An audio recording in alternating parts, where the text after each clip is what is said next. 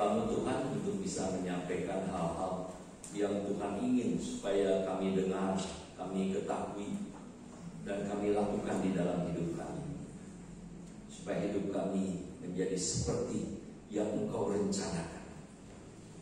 Jauhkan kami dari gangguan, segala hal yang bisa menyebabkan fokus kami terganggu.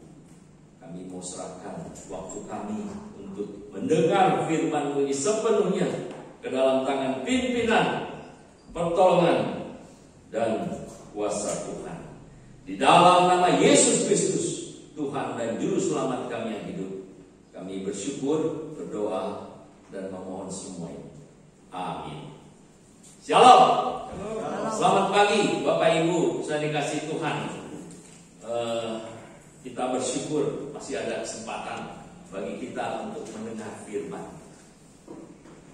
Orang yang sering mendengar firman Tuhan, menyukai firman Tuhan, dan merenungkan siang malam, melakukan di dalam hidup, berbahagia.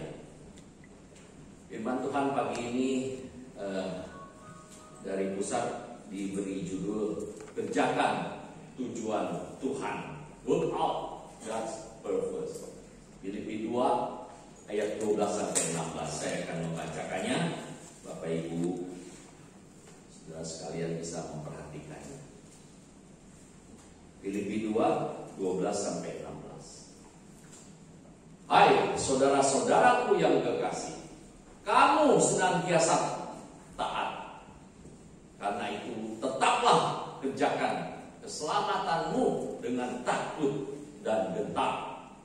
Bukan saja seperti waktu aku masih hadir, tetapi terlebih pula sekarang waktu aku tidak hadir. Karena Allah lah yang mengerjakan di dalam kamu, baik kemauan maupun pekerjaan menurut kerelaannya. Lakukanlah segala sesuatu dengan tidak bersungut-sungut dan berbantah-bantahan, supaya kamu tiada beraib dan tiada bernoda, sebagai anak-anak Allah yang tidak bercela di tengah-tengah angkatan yang bengkok hatinya dan yang sesat ini, sehingga kamu bercahaya di antara mereka seperti bintang-bintang di dunia, sambil berpegang pada firman kehidupan, agar aku dapat bermegah pada hari Kristus, bahwa aku tidak percuma berlomba dan tidak percuma bersusah-susah. Bapak Ibu saya dikasih Tuhan, pernahkah Bapak Ibu saudara sekalian bertanya, apa tujuan hidupku di dunia ini? Dan kalau yang pernah bertanya, apa jawabnya? Apa yang saudara ingin capai di dunia ini? Untuk apa aku ada di dunia ini? Mengapa aku ada di dunia ini? Mengapa Tuhan ciptakan aku? Untuk apa tujuan Tuhan menciptakan aku? Saudara, pertanyaan-pertanyaan ini mungkin jarang direnungkan, ditanyakan, atau dipikirkan oleh kita masing-masing. Tetapi kita hidup punya tujuan-tujuan kita sendiri.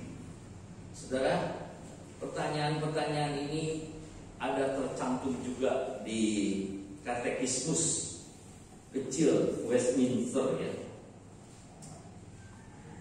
What is the chief end of man? Atau apa tujuan terbesar hidup manusia?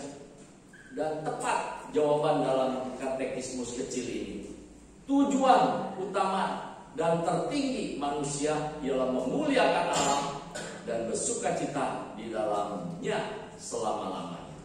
Sebab firman Tuhan mengatakan, sebab segala sesuatu adalah dari Dia,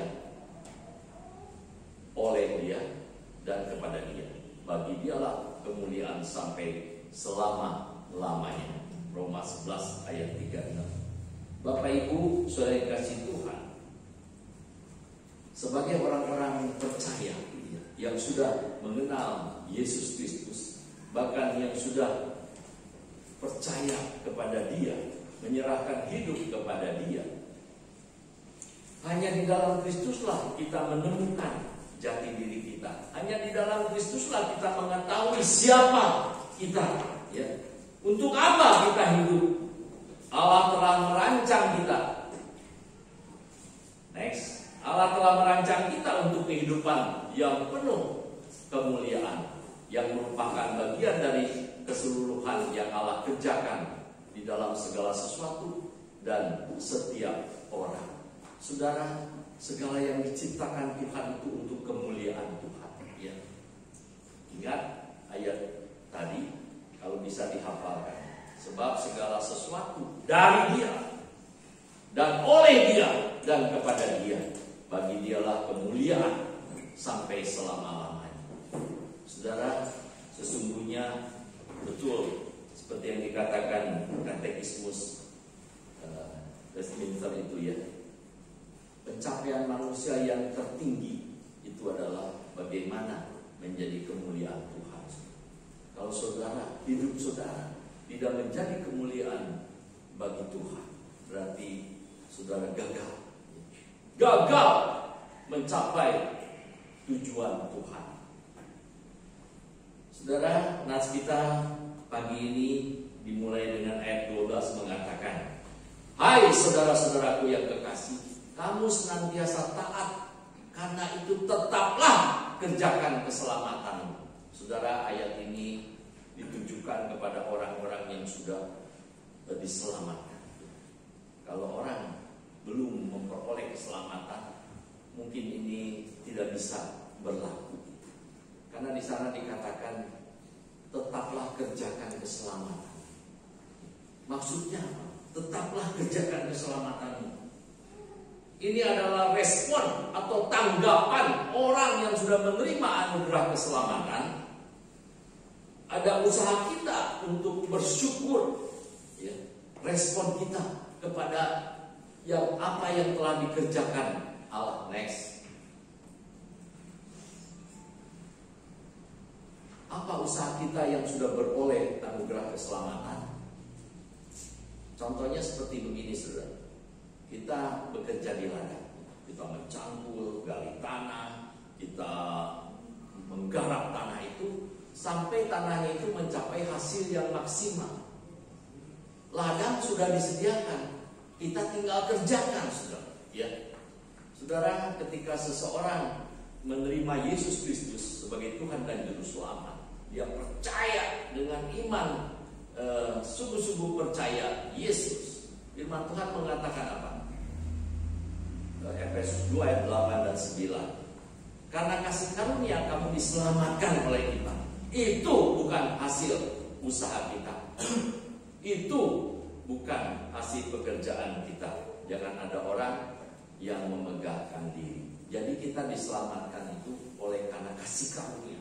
Allah memberikan kasih karunia-Nya kepada kita, sehingga oleh iman kita diselamatkan. Nah, sesudah kita diselamatkan, saudara, apa yang harus kita lakukan? Apa yang harus kita kerjakan? Di sana diperintahkan tetaplah kerjakan keselamatan. Jadi kerjakan di sini bukan untuk memperoleh keselamatan, saudara. Bukan untuk memperoleh keselamatan. Keselamatan oleh karena kasih karunia Allah, oleh iman percaya kita kepada Kristus, kita diselamatkan. Tetapi kerjakan keselamatan di sini untuk pertumbuhan rohani, ya, seperti yang dikehendaki Tuhan, supaya kita mengisi kehidupan yang sudah diselamatkan oleh Tuhan itu dengan satu usaha. Ya. Usaha untuk apa, saudara? Bukan usaha untuk supaya kita selamat, ya, tetapi untuk merespon terhadap kasih karunia yang sudah kita terima. Allah sudah memberikan kasih karunia-Nya. Apa respon kita? Apa tanggapan kita? Kalau di dalam terjemahan bahasa Inggris lebih jelas, ya, work out your own salvation. Kerjakan keselamatanmu, bukan work for your salvation. Berbuat berbuat baik agar selamat, bukan ya. Orang Kristen, orang yang percaya kepada Kristus itu diberi anugerah keselamatan karena percaya Yesus, bukan dengan berbuat baik supaya diselamatkan ya. Nah, sesudah kita diselamatkan, kita harus mengerjakan keselamatan itu, saudara. Firman Tuhan mengatakan di ayat selanjutnya, karena Allah lah yang mengerjakan di dalam kamu baik kemauan maupun pekerjaan menurut kerelaannya. Poin pertama yang kita bisa lihat, karena Allah lah yang mengerjakan di dalam kamu baik kemauan maupun pekerjaan menurut kerelaannya. Saudara, ketika kita percaya Tuhan Yesus, Roh Allah masuk di dalam hidup orang percaya. Jadi di dalam setiap orang Kristen ada Roh Allah di dalam. Itu adalah membuat kita menjadi mampu melakukan segala apa yang Allah mau, Allah kehendaki. Allah, ingat tujuan Allah menciptakan segala sesuatu, termasuk menciptakan kita itu supaya Allah dimuliakan, bukan yang lain, saudara. Bukan supaya saya hebat, bukan supaya saya ditinggikan, dimuliakan, bukan untuk mencari kepentingan-kepentingan kita pribadi, bukan untuk mencapai tujuan-tujuan kita seperti yang kita mau, bukan, saudara. Tetapi Tuhan merancang orang-orang, apalagi orang-orang yang sudah diselamatkan, yang sudah menerima kasih karunia. Tuhan menginginkan supaya hidup kita memuliakan Dia.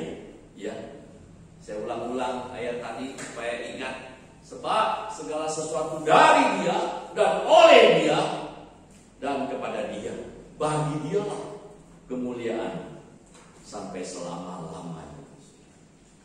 Kalau orang Kristen yang sudah menerima kasih karunia keselamatan, tetapi tidak mencapai tujuan yang Tuhan mau, kehendak Tuhan yang Tuhan mau, yang Tuhan inginkan, berarti kita gagal, saudara. Gagal memenuhi tujuan Allah menciptakan kita. Ini untuk apa? Saudara, karena kita ini manusia yang lemah, yang punya tabiat dosa. Ketika kita diselamatkan, kita diciptakan baru di dalam Kristus. Ya, kita ini buatan Allah, diciptakan dalam Kristus Yesus untuk melakukan pekerjaan baik yang dipersiapkan Allah sebelumnya. Ia mau supaya kita hidup di dalamnya. Efesus 2 ayat 10. Itu menunjukkan bahwa Allah punya tujuan untuk orang-orang yang diselamatkan, supaya mereka mengerjakan pekerjaan-pekerjaan baik seperti yang terdapat di dalam firman Tuhan. Dan semua itu kita lakukan dengan sungguh-sungguh sehingga dimuliakan. Nah, untuk mengerjakan semua itu, saudara, Roh Allah bekerja di dalam kita. Roh Allah bekerja di dalam kita, ya, memberikan kemampuan. Di sana dikatakan Allah yang mengerjakan di dalam kamu baik kemauan maupun pekerjaan menurut kerelaannya. Kasih karunia Allah bekerja di dalam kita, ya, sehingga kita dimampukan menjalani kehidupan Kristiani kita.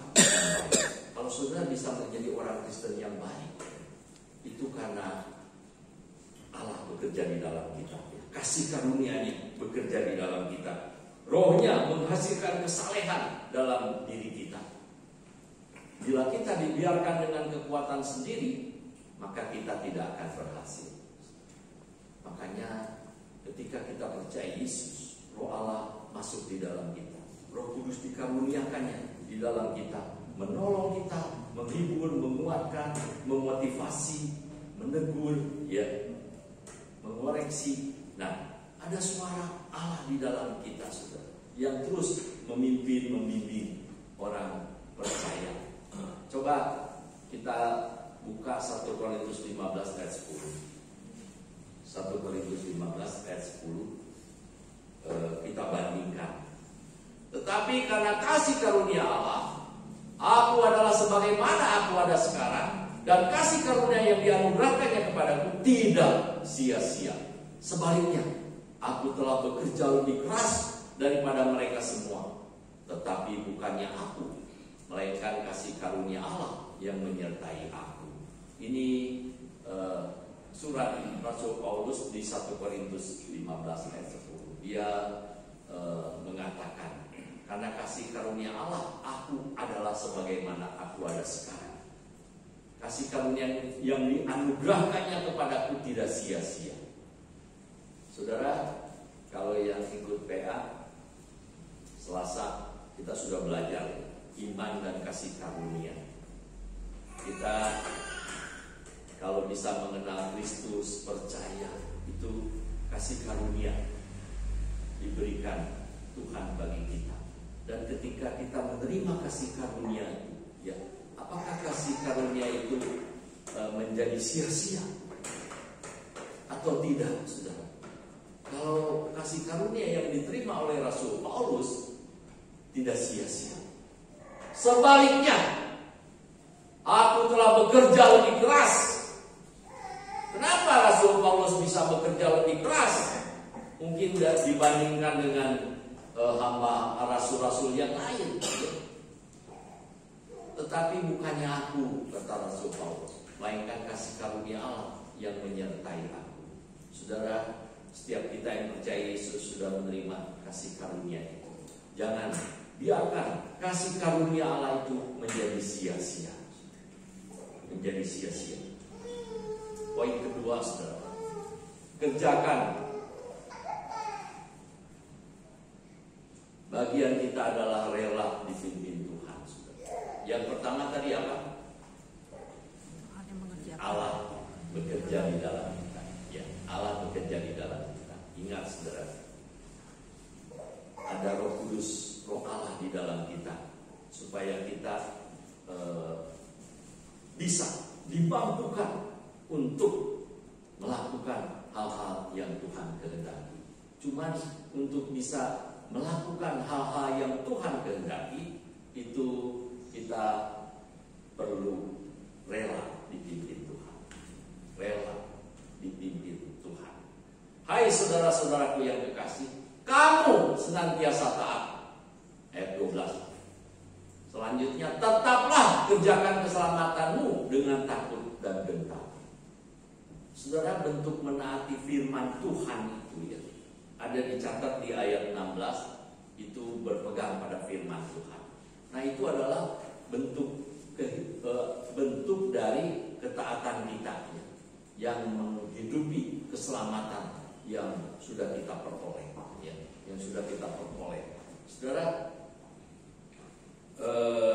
kita sedang mengerjakan keselamatan kita ketika kita berusaha menaati firman.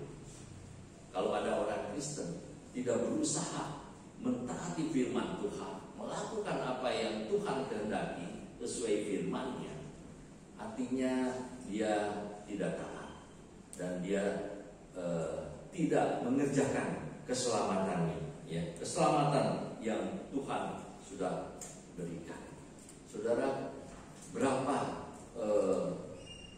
tekad kita, ya, berapa besar usaha kita untuk menjadi anak-anak Tuhan yang taat. Ketika kita mendengar firman Tuhan, ketika kita mengetahui apa yang Tuhan mau supaya kita lakukan, kita kerjakan, seberapa kuat usaha kita, perjuangan kita untuk melakukan kehendaknya. Kita harus rela, saudara, rela, jangan terpaksa. Kita harus mau hidup dipimpin oleh Roh Allah. Bandingkan di dalam Galatia 5 ayat 16. Galatia 5 ayat 16. Maksudku ialah hiduplah oleh Roh, maka kamu tidak akan menuruti keinginan daging. 17.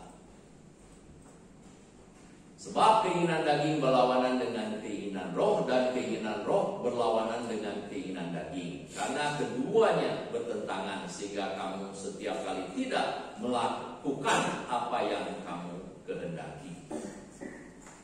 Akan tetapi jikalau kamu memberi dirimu dipimpin oleh Roh, maka kamu tidak hidup di bawah tutoran, tidak hidup menurut keinginan daging. Saudara, setiap orang Kristen perlu memberi diri, hidup dipimpin oleh Roh Allah dengan rela hati, saudara, bukan karena terpaksa, dengan rela hati. Bisa enggak terpaksa? Bisa, saudara. Bisa enggak angin-anginan? Bisa enggak asal-asalan? Bisa, saudara. Ya. Tetapi Tuhan menginginkan supaya kita serius, sungguh-sungguh di dalam Tuhan. Kita mengisi kehidupan, keselamatan yang Tuhan sudah anugerahkan seperti yang Tuhan mau, bukan seperti yang kita mau. Hidup ini bukan tentang kita, hidup ini tentang Tuhan, saudara. Karena tujuan Tuhan menciptakan kita supaya kita menjadi kemuliaan bagi Dia. Ya. Jadi kita harus fokus di dalam hidup ini. Tujuan saya ada di dunia ini, tujuan saya hidup di dunia ini, tujuan Tuhan menciptakan saya untuk tujuan Dia, bukan untuk tujuan saya. Ya. Ada banyak orang di dunia ini belum menemukan tujuan yang dari Tuhan, sehingga hidupnya itu digerakkan oleh tujuan-tujuannya sendiri. Saya mau ini, saya mau jadi ini, saya mau lakukan ini, saya mau ke sini, saya mau ke sana, saya mau konsentrasi di sini. Semuanya tujuan-tujuan atau kesenangan diri sendiri, dan tidak pernah bertanya atau memikirkan seperti tadi, untuk apa aku ada di dunia ini? Tuhan ciptakan aku, maunya Tuhan apa? Saudara, Tuhan ingin supaya hidup kita menjadi kemuliaan bagi nama. Untuk menjadi kemuliaan bagi namanya, poin kedua tadi, kita harus rela hidup dipimpin Allah. Ya. Kalau Tuhan katakan jangan. Kalau Tuhan katakan lakukan, boleh lakukan sudah. Bahkan Tuhan mendorong supaya kita melakukan kebenaran firman Tuhan. Saudara, bentuk ketaatan kita itu adalah menunjukkan kita mengerjakan keselamatan yang Tuhan sudah anugerahkan bagi kita. Berapa banyak di antara kita yang hari lepas hari mengevaluasi diri, evaluasi apa maunya Tuhan hari ini dengan aku. Tuhan, apa yang harus kukerjakan supaya namamu ditinggikan, dimuliakan? Aku mau Tuhan, aku dengan senang hati Tuhan mau mengikuti kehendak-Mu. Saudara, itulah yang dilakukan Tuhan Yesus, yang menjadi contoh teladan bagi orang-orang percaya. Dia melakukan kehendak Bapa.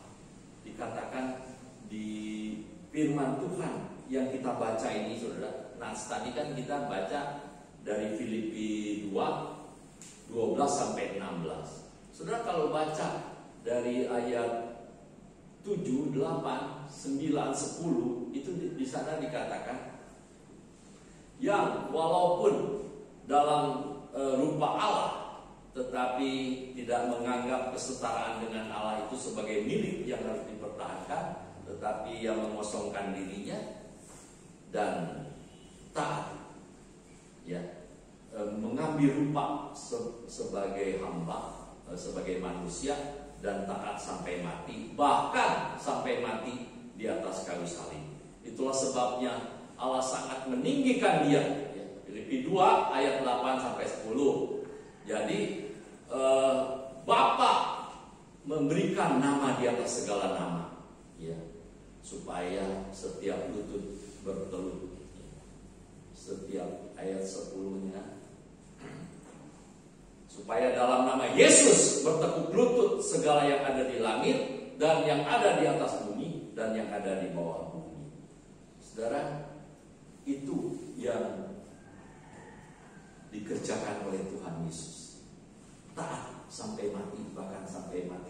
salib. Kenapa disebut taat sampai mati? Bahkan sampai mati di atas kayu salib. Artinya bukan hanya mati, saudara, tetapi mati secara terhina, terkutuk. Karena ada tertulis, terkutuklah orang yang digantung di atas kayu salib. Artinya Tuhan Yesus sudah mengambil posisi yang sangat rendah, karena dia taat kepada kehendak Bapa.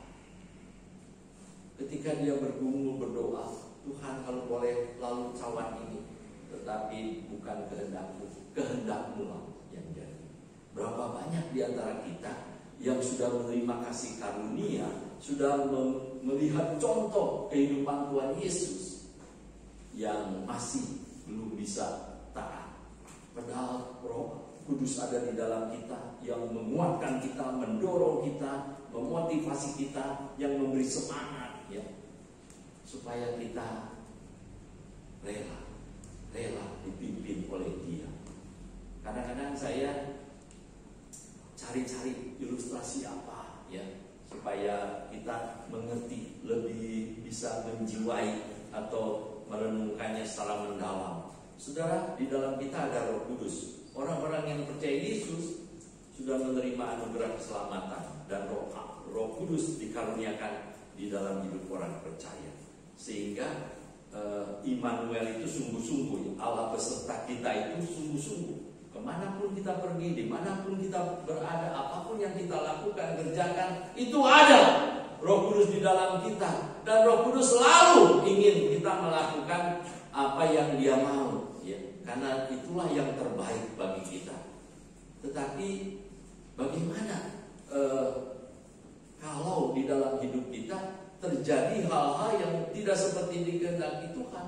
Karena kita melawan, memberontak, dan tidak taat, tidak mau, saudara. Ya, kenapa tidak mau? Karena ada keinginan-keinginan sendiri di dalam kita yang terus berlawanan tadi, ya. Keinginan daging dengan keinginan Roh Kudus berlawanan, ya. Sehingga setiap kali kita tidak melakukan apa yang Tuhan kehendaki. Dulu saya pernah memberikan ilustrasi ketika anak saya masih kecil, saudara. Kalau ada yang masih ingat, ya. Jadi saya suka main dengan anak saya itu, Tiffany maupun Devena, waktu masih kecil, umur 4 tahun, 5 tahun gitu. Dia suruh berdiri di atas kaki saya, ya. Jadi berdiri di depan saya pegang tangannya, terus kaki dia injek di kaki saya dua-duanya. Jadi saya jalan, ya. Ayo kita ke ruang tamu, ya, kita jalan. Dia ikut tuh, senang, dia ketawa-ketawa. Ayo Pi, kita ke kamar, ayo jalan gitu toh. Tapi waktu ke dapur, saudara, mulai anak saya itu fokusnya melenceng, ya. Jadi dia lihat api kompor gitu, menarik kali, ya. Jadi dia ingin pegang itu, ke situ katanya. Jangan, saya bilang kan, jangan, panas, nanti kebakar. Saya mau ajak lagi ke ruang dalam, tapi dia tidak mau, ya. Udah dikasih nasihat, jangan, panas nanti kebakar. Tapi jadi rewel, saudara, ya, mulai rewel, nggak seperti tadi diajak jalan kemana dia ikut, ya. Mulai rewel, saudara. Mulai kakinya turun satu dan dia mau jalan ke kompor itu, saudara. Itu ilustrasi atau contoh, saudara. Kalau kita dengan Roh Kudus yang ada di dalam kita tidak harmonis, saudara, ya, di dalam satu kehendaknya, ya. Kalau keadaan seperti itu mulai goyang, ya, enggak harmonis. Kita mau jalan ke kiri, Roh Kudus mau ke kanan, ya. Itu enggak harmonis. Sama seperti saya dengan anak saya tadi. Kalau saya yang pimpin, pasti tidak melewati yang bahaya, yang mungkin akan mencelakakan dia, yang mungkin akan menjatuhkan dia.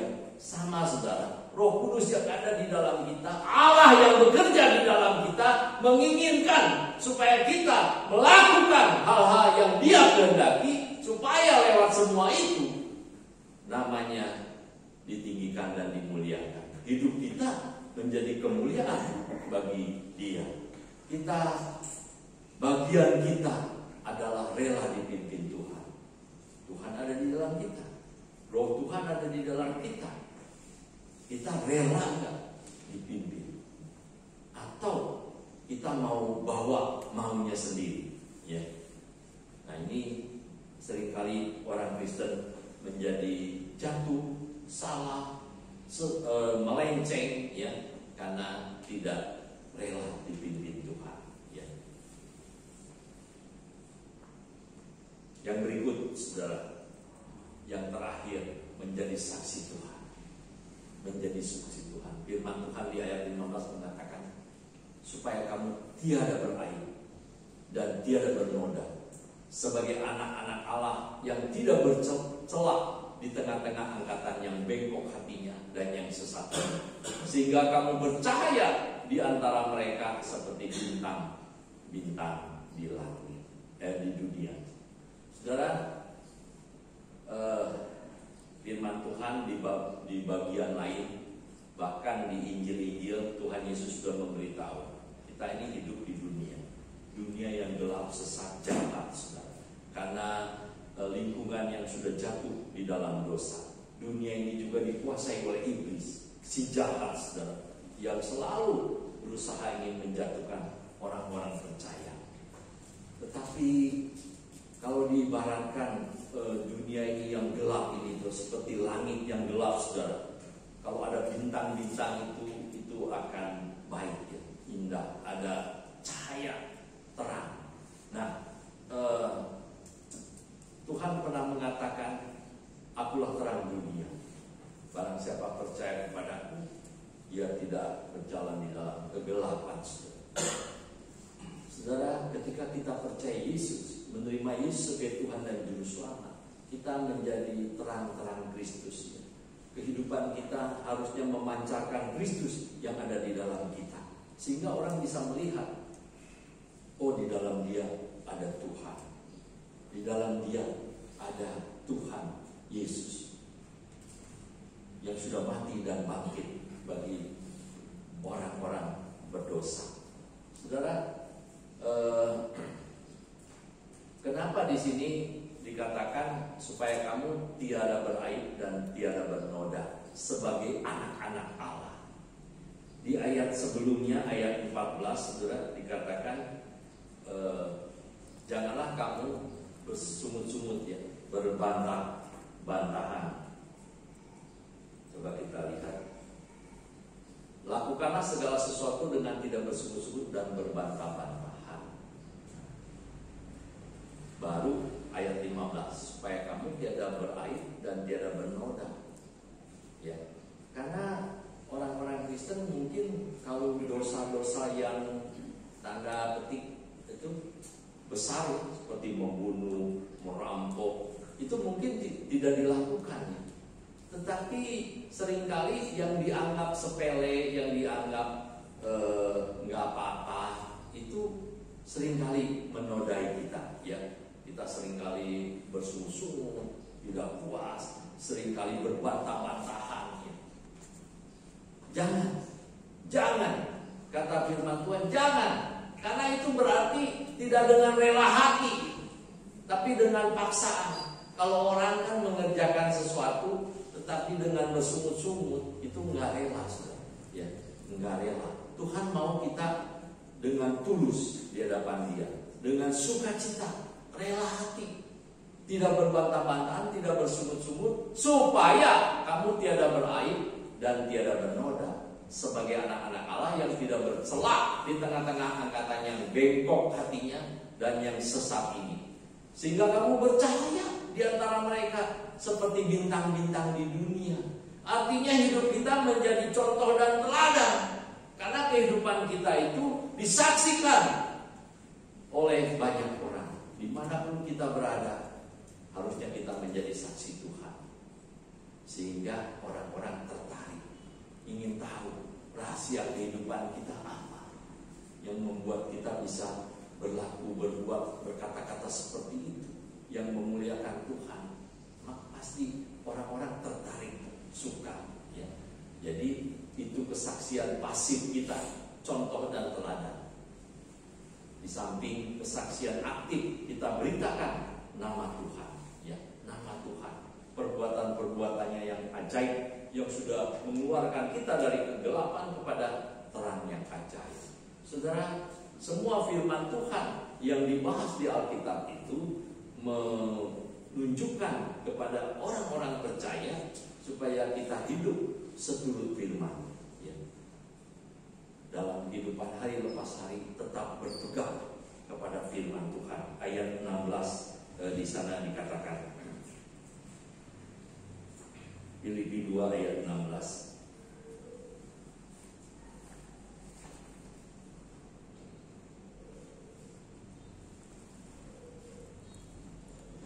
Sambil berpegang pada firman kehidupan. Nah ini, sambil berpegang kepada firman kehidupan, supaya saudara tidak jatuh, supaya saudara hidup seturut kehendak-Nya. Saudara, sudahkah kita menjadi saksi Tuhan di tengah-tengah dunia yang gelap, sesat, jahat ini? Sudahkah kita menjadi contoh teladan, ya, baik di keluarga kita, lingkungan teman-teman, atau dimanapun kita berada, dan saksikan kepada mereka bahwa Yesus hidup di dalamku, aku di dalam Dia. Seperti Rasul Paulus yang mengatakan, hidupku bukannya aku lagi, tetapi Yesus yang di dalamku. Saudara, itulah tujuan Allah menyelamatkan kita, supaya kita mengerjakan keselamatan yang sudah kita peroleh karena kasih karunia-Nya bagi kita. Kita orang-orang yang seharusnya senantiasa memuliakan Tuhan dengan penuh sukacita, sampai suatu saat kita akan bersama-sama dengan Dia selama-lamanya di surga yang kekal penuh kemuliaan. Biarlah firman Tuhan ini memotivasi kita, mendorong kita supaya kita menjadi anak-anak Tuhan yang taat. Tadi Rasul Paulus mengatakan, kamu senantiasa taat, senantiasa taat. Tapi Rasul Paulus bukan mengatakan, oh bagus, sudah cukup. Tidak, saudara. Tetapi Rasul Paulus mengatakan, tetaplah kerjakan keselamatanmu. Ada kalimat berikutnya, dengan takut dan gentar. Jadi ketika kita melakukan kehendak Allah, ya, Allah mengerjakan di dalam kita baik kemauan maupun pekerjaan. Kemudian kita mau dengan sukarela, ya, seperti yang dilakukan jemaat Filipi. Kamu senantiasa taat, karena itu tetaplah kerjakan keselamatan. Tetaplah, artinya terus, jangan putus, jangan berhenti, jangan cuma taat setahun 2 tahun, tetapi terus. Maka hidup kita akan semakin naik ke level yang lebih tinggi, Nama Tuhan ditinggikan, dimuliakan lewat hidup kita. Mari kita berdoa. Bapa di dalam surga, kami bersyukur untuk firman-Mu yang bisa kami baca, renungkan. Terima kasih untuk keselamatan yang Engkau sudah kerjakan dan anugerahkan bagi kami. Engkau rela mati bagi kami, ganti dosa-dosa kami, supaya kami diselamatkan. Tuhan, mari Engkau yang bekerja di dalam kami, Engkau yang terus mendorong, mengerjakan segala sesuatu supaya kami menjadi pengikut-pengikut-Mu yang taat, senantiasa taat, dan terus mengerjakan keselamatan yang Tuhan sudah berikan bagi kami, supaya kami kerjakan dengan maksimal,